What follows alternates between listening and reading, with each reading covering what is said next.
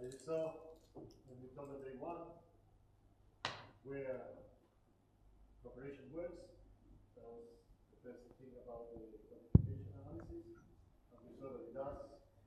Then, then we start working. Okay. Then we went to the issues on refining refining all the area of monitoring and getting better data from catches, etc., reporting, misreporting, and the reporting. Then we talked about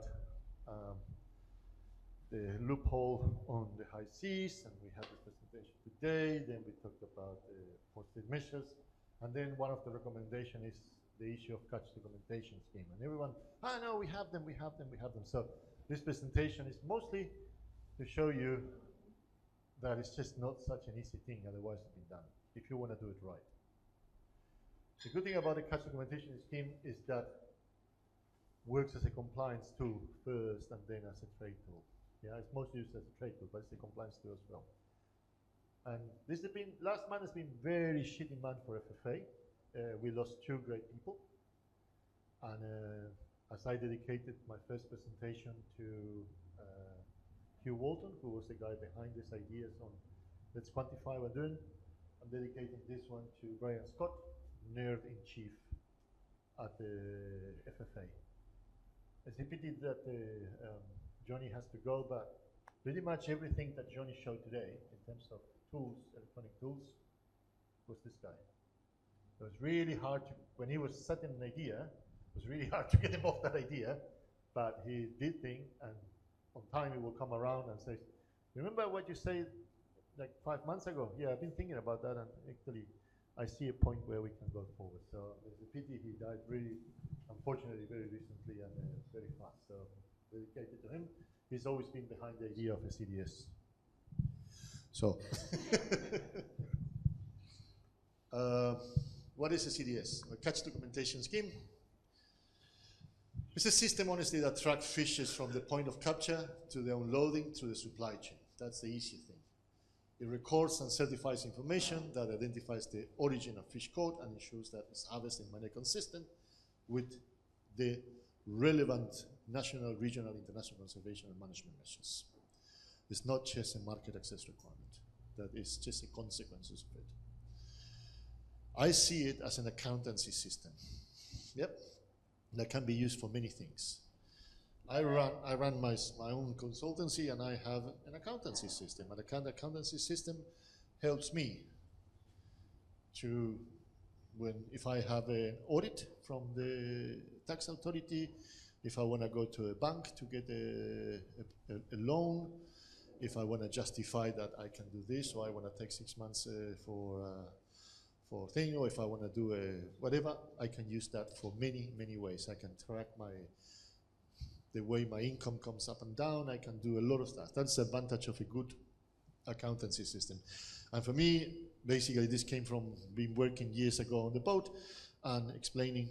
There was in the Solomons, and so long ago that was the first time in Noto an ATM was installed.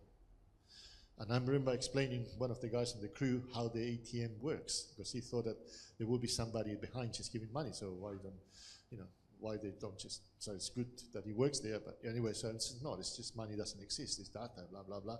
And I thought, if we can do this for money transactionally, and I can transfer money from my phone among countries, how we cannot keep track of a container of tuna? So that's where the whole thing started. Anyway, so it's a trade-based tool that summarizes compliance, because flag coastal port state measures precede trade measures in several senses. So if we have a value chain, we have pre-fishing, we have fishing and unloading, and we have post-fishing. So pre-fishing, we have the licensing, pre-licensing of vessels, all the conditions that operate around vessels. Yeah. Before that, then we have the port state measures part, and then we have trade measures. So this is the sequence for the whole process. And in between there, between the beginning at the end you have the full value chain. I wish it was as simple as that, but that's the idea. Now we get why it's not so simple. How does it function? It's basically an official authority certifies unloading of legally harvested fish, and then the system traces certified volumes from the unloading through processing, trade, into the end market. Batches are traced by linking catch certificates and the resulting trade certificate. And here we have the first difference. Catch certificate is that is being caught legally. We certify that as a flag state, as a port state, as a whoever. Then everything after that is a trade that refers to the catch. If we got 100, then we can trade 20, that if we process it into cans would be 10, but means that 80 is still in the system. So every trade certificate refers to the catch certificate that we had at the beginning, which is what was unloaded legally. An effective CDS is able to detect non-originating fish entering supply chain and to deny laundering. What means laundering is the same as money laundering. What is the best way to launder money? Is to mix illegal money with legal money and put it to the chain. Same with fish. Result, illegal product cannot go to the market and as such loses its value. Yep. So it's a trade-based tool. It's more akin to an accounting and banking money laundering system to what we traditionally see as traditional fisheries controls. Yeah? It only can work if a strong database with different levels of access is done. It involves custom and fisheries. To remember that so as soon as you move fish off the fishing grounds, when you enter a processing country, the first guys who see fish is not fisheries, it's customs. And the last guy who see fish is not fisheries, it's customs. So it has to work both with them. It would be great to involve authorities in the market state and the market states, but it works without them. I'm going to go a bit later on that. It will require a long period of extension to get inserted and to involve all value players. And there are many uses that we can think of right now, and surely many more we cannot yet. Yeah? As I see, we can use this for compliance, for trade, for science, for management, for tariffs, for whatever.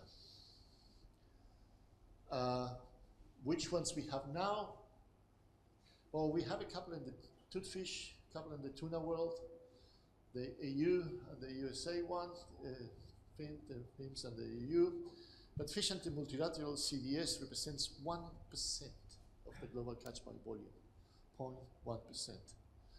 Global fish harvest not covered by the CDS is 99.9%. So we have some, but they are really limited. We have two models. The RFMO one, yeah, which is at the moment related to a few species only, and it goes from the fishery to the market. So what comes out of a fishery gets into the port state, then gets into the market states. So the whole of the fishery, in this case is for one species at a time, goes through the process and we can track everything that leaves the fishery. Then on the other side, we can also move in between port states and from port state to market state. So you have this, it's a forward looking, you go with the fish. Then it's all product moving through any and all of the states. Then we have the importing market, the unilateral systems. The unilateral systems is where we have a single market state and we have all of the fisheries that supply that one, of which some fish will go there, but the other fish will not go there because it's a backwards looking CDS. It's looking towards the countries that are producing it. So you only deal with the fish that arrives to you, but not the fish that was in the fishery. That makes sense? Good. So basically, and because there is a lot of loopholes and you have such a huge difference original fisheries, many things just go through. When the European catch certification scheme entered in place, it was because, I said the other day, it was the idea was 20% of the fish in the world was IUU caught, after the interest rates to a contract that we had with the European Parliament. We checked it out on the trade schemes, and if it's working, we will have seen a 20% decrease or something like that, you know, in the entry of fish to Europe, and zero, no decreases. So obviously, this model, the model of the multilateral model, which is the one that the catch documentation schemes guidelines that we did in FIO in 2018 or something like that, is the one that is the proposed. But these guys have the power.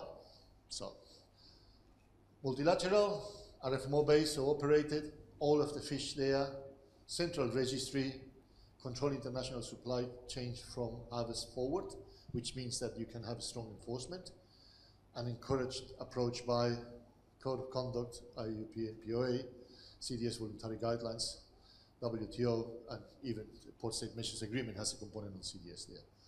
Unilateral and market-based, yeah, and operated is only the marketer receives, only covers import into the market from many fisheries, no central registry, monitor international supply chain from import backwards. So anyone who deals with the catch certification scheme in the Pacific, we will get requests for a catch certificate, for a trade certificate from Thailand 6 months after the fish was unloaded in Noro. And as in anything, unilateralism is discouraged. We saw here that the reason things work is because we cooperate and we do things together, so why would it change here? So I had to explain once, I saw you had this presentation. You want to know the story of this presentation? I was writing, we were writing a book for FIO, and I was trying to explain what a catch documentation system was. Yeah. So I got my fiercest critic, which is my daughter Kika, and I explained to her what a catch, and she is an aspiring artist. I explained to her what a catch documentation system works, and I asked her to do a drawing of what she thought, and she came up with us. And this is really literally that. It creates an avenue for legal fish to come from here to the market and exclude the illegal fish. So kudos to Kika Blaha, she should be there. She was, I think, 9 at the time. Anyway, she obviously is the smartest person in the family. Why we need to talk about traceability around here? Because the form and content of food traceability depends on a lot of stuff. This is just an example on small scale, so all of these things need to be here. So a simple definition of a traceability system is impossible, yeah, in my opinion. So you just this universal acceptance that we're talking about 3 elements: supplier, external, one step back, of process, internal traceability, and of the buyer, one step forwards. Yeah, it's what this guy have done, what I take and what I do, and what the next one is. So each of the elements should be around that. Keeping records about a product and ability to provide them is what is required. And on top of that, we have issues around, okay, this didn't work.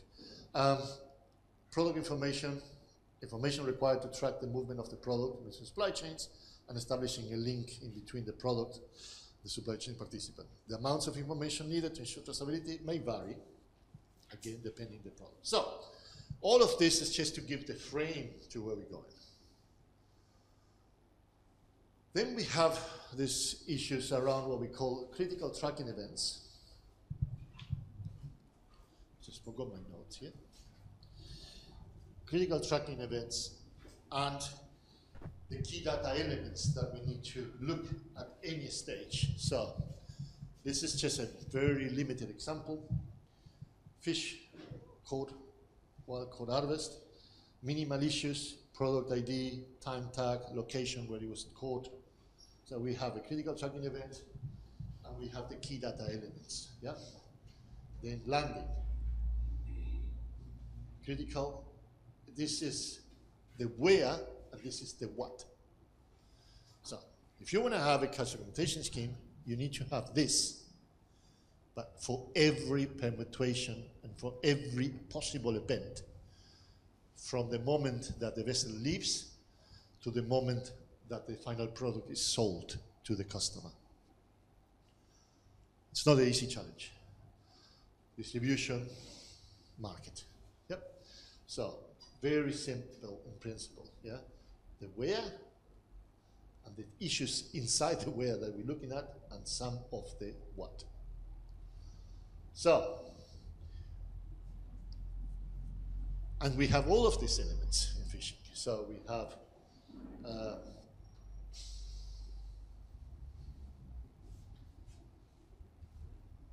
okay, it didn't work, sorry. Anyway. So pretty much each of them, so we have responsibilities, legal responsibilities and compliance responsibilities associated to coastal state, flag states, port state, processing state, and market states at each of these steps during the process. Yeah, some countries can be all of them. Papua New Guinea, for example, our giant, is all of them. Fiji would be all of them. Other countries are only, like Tokelau, they're only coastal states. So we have all of this inside our group, and we need to take care. So there was nothing written about tuna. So with my friend Gilles, we wrote this book about that. So, and then I got some traction, but then there was nothing for the role of traceability in compliance. So Gilles has asked me for a lot of things, but he knows how to write and I don't, so we go do it together. So this came up, and this is where we're going to base the rest of the presentation, is what I found. And last year, I was asked to go beyond tuna and also fish and aquaculture, so I got other two friends that know what they're talking about, and we got to write this one for FIO. So a lot of the way I'm going to be talking is based on these books and what is what we need to find. So there's two components to cash documentation state. One is the in-state, what happens in your jurisdiction. Yeah? And they need to be dealt in parallel and complementary with the interstate one. Country-level operations along the supply chain have a huge number of actors and a variety of license authorizations and reporting obligations. Fishing vessels, license, VMS, transshipment, logbook observers, blah, blah, landings. Just think about everything we know about fisheries that needs to be managed and controlled in the inside of our jurisdiction. And all this operation involves different types of information generated and recorded by various means. Yeah? So it's not only to know where you're looking, where you get it, but also how you deal with the information that you get. So then is the inter-country. Yeah? Because seafood is the most globalized thing in the world. So nothing happens in one country only. So you have everything that happens interstate that normally is run by a regional fisheries body or RFMO, etc., etc. So the CDS harvests this information coming from each country and manage what happens in between the countries. So the information moves along jurisdictions.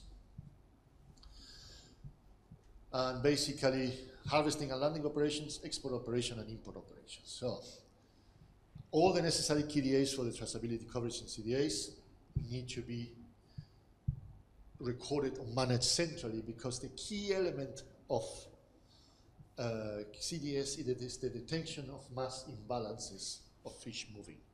We go back to the idea of, we're talking of money laundering. You cannot have more fish coming out than it went in. In the best scenario, it's the same amount. But if there is processing, you need to account for that. So you can never have more fish coming out than it came in. And then if it comes less, that is good, but is it good enough and you're not laundering fish through the process? So how we do that? So this mass balancing consistent related to more product moving out of a country that haven't moved into a country. So mass balance can apply to both levels of the CDS in between countries. The principle, no more product can emerge from a territory or a factory that it entered. Should apply at the level of individual certificates to be meaningful, and must account for processing yields, yeah, and should trigger out a mass. So if you process 1 ton of skipjack, the best case scenario, you're going to get 500 kilos of cans. Yep. That's a 50% yield, which is that varied plenty to the time of the year, to the expertise of the people cutting the fish, etc., to the size of the fish. So it's never an easy answer. And it must be automated and work well. So electronic platforms, okay. So, but first thing also we need to identify things that are independent of the type state, which is what we're talking about. First thing, all of the elements in the value chain need to be identified and need to be able to be controlled. You need to be able to identify every operator in the system from the beginning till the end, because it's the only way you can go from point to point. If you don't identify the point, you cannot do that. But we need a unique product identifier, product source, product destination, species, volumes, and product forms. So these 6 are the basis of any form of capture augmentation scheme. Now, if you see here, this from the publication, we have, what are we talking, the main key is the data source and any comments related to the difficulties around that. So not going to go to these details, but it's all in the publications that I show you, and the links for that on the slide. So first in state that is important is the flag state. Yeah, self-responsibilities everywhere. They have a range of tools and mechanisms, but it's the provision of assurances based on effective oversight. That is the main thing. Yeah. So the thing is, again, this is the basis of compliance. So we need to have this sorted in order for a fish to be legal. Otherwise, it's not. So again, this is 4 pages of stuff like that. So you have what is the step, what are the CTs, what are the main KDs, the data source, and the comments on the difficulties on how to get this or not. So coastal state, again, to our irkiness in the Pacific, is the one state that is not considering none of the present catch documentation scheme. Yet they're the owners of the fish. You know, so when you license a vessels to fish in your zone, you're putting a lot of conditions that are above the one of the flag state. So why is the flag state the only one that has a form of, I signed the certificate? So again, plenty of things there to be discussed. Then the way it works is why we insist in port state. Why we insist in port state, and I should have this one in the presentation before. Because port state is the funnel in which what happens at sea gets in touch with what's happening on land. Fish does not become IUUF in factories. Fish is or not IUUF here. So if we manage that funnel, we are managing a big chunk of the process. So yeah, that's the connection in between those two worlds. So what happened there is fundamental. That is the reason we put so much effort on port state. Yeah, because here we have tools, VMS, DIS, EMER, risk assessment, everything I explained before. Yeah, this authorizes for use, and if authorizes for use, then fish from that vessel can go for Tancan, and we can move it on. Yeah, from that boat to that one, we can go through the system. What we don't want is this. Yeah, because this is a failure of this, and that ruins the whole picture from everything we do. So again, the fishery-wide integral traceability is fundamental for a CDS. And remember that each of them has requirements from the compliance perspective. So this is not just for trade. So fish shouldn't arrive here if this one was not complied. And it shouldn't have gone through this if this guy is doing this job. And it shouldn't go through here if this guy is doing this job, and so on. So, port state, fundamental. There is no other point in the supply chain that represents a more essential nexus of a CDS. Yeah, but we need spatial capacity, collection of standardized information. Again, all of these things are just part of what you need. You're not going to go through them, otherwise you're going to sleep. Processing state. Now, this doesn't exist in the books, but exists in reality. You want the best example? Thailand. Thailand is the biggest tuna exporter in the world, and it has one tuna vessel that fishes in the Indian Ocean. Yep. So but most of our fish goes to Thailand to be canned. So their rule is no illegal vessel arrives, national traceability, and validate trace certificates. So that's what they do. It's the biggest challenge facing fisheries authorities presently is that the thing is that the job of the fisheries inspector used to finish at the wharf, and the job of the health inspector used to finish in the factory. Now, the job of the fisheries inspector extends to the factory, and the job of the health inspector goes into the vessel. We have to work together, otherwise it doesn't work. We're working with the same vessels and the same information, same volumes of fish, same species of fish. So the issue of processing yields, just because it's so important, yeah, from 100 kilos, we get 45 kilos of cans, the net weight of product versus the net we use. But let's say we have only 50 kilos of fish and we produce 45 kilos of can. So that doesn't work. So we are getting fish from somewhere that we are not counting here. So the control of this becomes really important at processing level. That is the reason why they just say the job of the fisheries inspector needs to go into the factories. Yep. The yield here is the normal 45%, but if you are not careful, you will have a 90% yield. It's like, not even God does that, So, again, this is the longest one of this. This is 6 pages of elements that we need to control. So, finally, the end market state. It would be great if the end market state recognized to the source of the fish that the fish arrived there.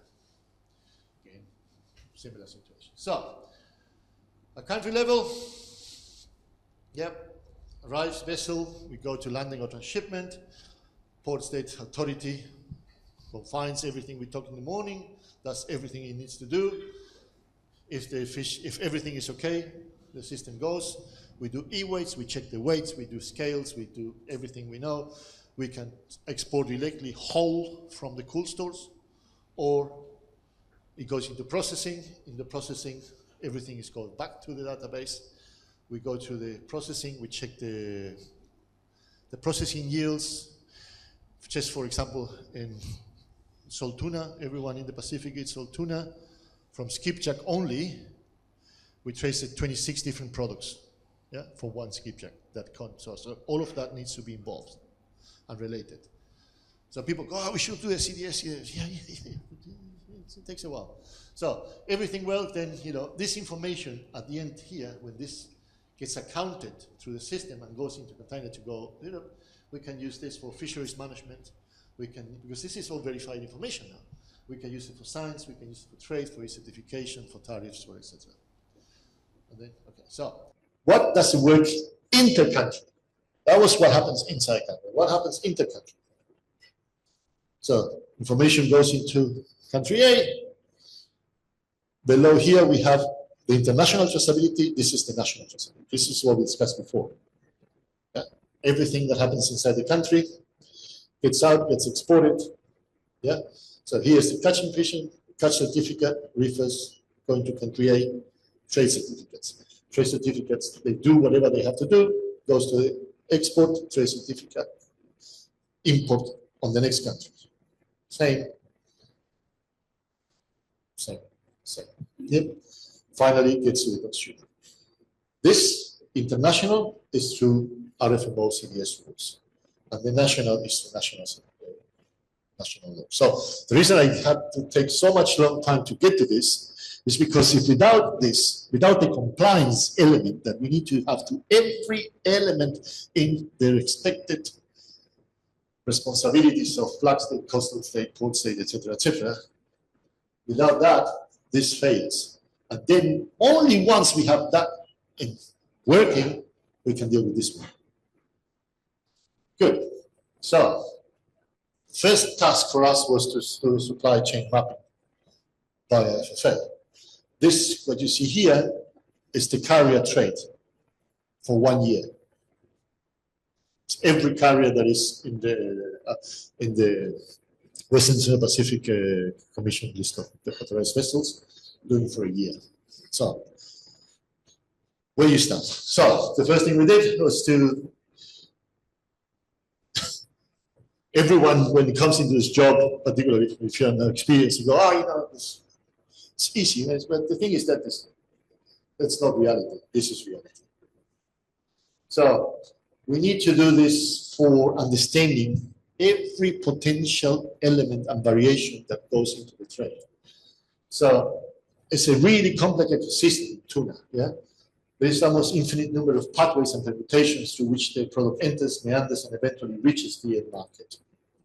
So the most crucial challenge of a CDS is to avoid all the supply chain events, all of them, even if there happens one every 10 years. Because if you create a system that does not accommodate that, once that happens, then the whole system collapses because we are losing product. We are not accounting for product. So it's always all possible instead of desirable. Yeah, you want to have it, Melissa, so either you prohibit it or you incorporate it into the system. It has to be what is reality, not what is wishes. So once we have this, we go through all the requirements that go around this in order to incorporate every possible element. Yeah, and as to do this for FFA and supply matrix summary, a summary report of the main supply chains, and a summary of national supply chain maps. So we did that, and we go back to the accountancy approach to this. So, in harvesting, we talked about single vessel operations. If it's fishing trip, there's a fishing period, all has to be declared, it's fine. Joint fishing operations, net to hatch, or group seine operations, which happens sometimes, small-scale motorboats and shore-based fish collection operations. All of them have requirements and have structures and are part of our system. And you know, so we go through all the mapped elements: unloading, transshipment at sea, transshipment in port, full and partial transshipments. Many vessels will transship to different carriers. So how you account for that? Transshipments to another fishing vessel, which, again, there are conditions to that, only happens in emergency cases, but if it doesn't, then what do? You need to incorporate it. Landing, reefer, carrier landings, vessel fishing, or fishing vessel landings. So what we're talking about, full or partial landings, sometimes not all the fish is landed, landing at home or abroad, landing into containers, direct landing at processing facilities. We have that as well. Then supply chain, distribution, reefer, containers, air freight, processing, semi-processing or reprocessing, byproducts, contract processing, trading, national markets, international markets. All of this has thousands of ramifications inside that we need to take in place. This is one container in PNG, one container of fish going to Europe. This was the paper documentation required for everything that was, because the European Union didn't have the capacity to receive electronic information, so we had to print it. So, weight validations, change in the supply chain, estimated verified weights, fundamental decisions we need to make there, yield factors, adjustments, that's not always kind of thing. So, all of this was analyzed, and we had documentary process flow in place. So we went through every country to look at these things, you know. So when we did the matrix, we worked on red, yellow, green, gray, and light blue. It's not happening. It's a little bit of it. It's happening and it's under control. Does not apply, or it's not applicable. Yeah. So the combination in the matrix. So I'm not going to show you the whole matrix, but this is it. So here is every element in the value chain. There's quite a few pages of them. Every member state in FFA and what is the position in which they are.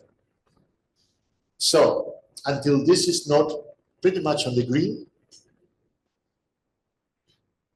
it's hard to start with the customizations. So the biggest challenge now is to get everyone to yellow. So everyone is in red to yellow, when everyone is in yellow to green. And then we can start working with this. But this is a perfect way to also focus on our MC estimates.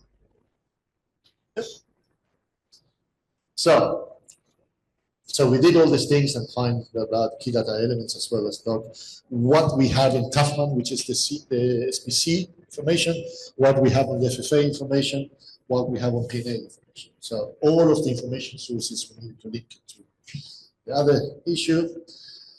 And then the next thing was about technology. So how we collect all this information, how we manage the information. And of course, the proper database is fundamental, almost there. And there are various challenges about this. So again, reality needs to incorporate all the elements and the platform needs to incorporate all the elements. So this is of course very expensive. He was asking me about the whole blockchain thing and he was like, oh yeah, blockchain's gonna save the world. So there was nothing written about it. So guess what?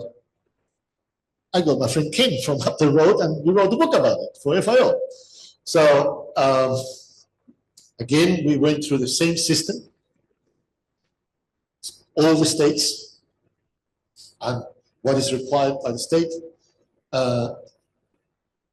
what is the mean canals, where are the data sources, and the suitability for blockchain.